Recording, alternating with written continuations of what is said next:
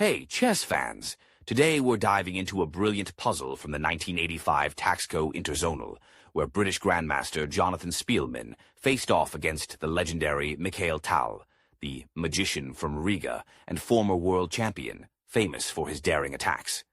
Tal, playing black, turns a tricky position into a king hunt. White's king is exposed on g3, with a knight lurking on g4 and open lines everywhere. Black to move and win. Let's break it down step by step to see the tactics and concepts that make this shine. First, spot the candidates, checks and threats. The winner is sacrificing the rook to open everything up. Black sends the rook from e8 straight to e3, checking the king on the third rank. This deflection pulls White's f2 pawn away, wrecking the pawn shield and exposing the king even more. Key concept: sacrifices like this create tactical chances by forcing your opponent to react. If White ignores the rook and runs the king to f4, that's a quick loss. Black's queen could slide in for a deadly check, leading to mate soon after. Or trying to block with the pawn pushing to f3? Still bad. Black's pieces overwhelm. For something interesting, suppose White blocks with the bishop sliding to f3. It stops the check on the rank, but now Black's queen jumps in.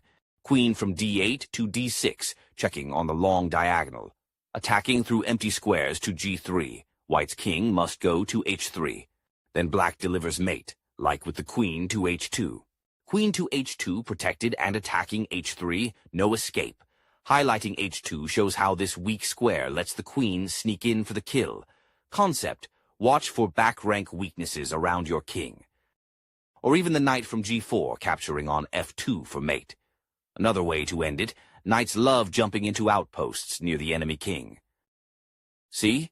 Blocking looks safe but fails fast. Teaches why you need to calculate opponent responses. Back to the main line. White's best is capturing the rook with the pawn to e3. Rook gone, but Black follows up strong. Queen to d6, checking on that diagonal again. Slicing through to g3. White's king dodges to f3. h3 would allow a quick queen to h2 mate, as we saw.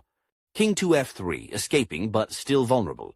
f3 seems okay, but it's no safe outpost. Black's knights control nearby squares. Now Black's knight from c6 jumps to e5 with check. Knight to e5, attacking the king. Perfect coordination. Hitting f3 and that L-shaped knights adore. White's king runs to f4. King to f4, but Black keeps chasing. f4 looks open, but it's weak, exposed to more attacks. Black's knight, now on e5, leaps to g6 with check. Knight to g6, forking and checking, attacking f4 relentlessly. White's king back to f3.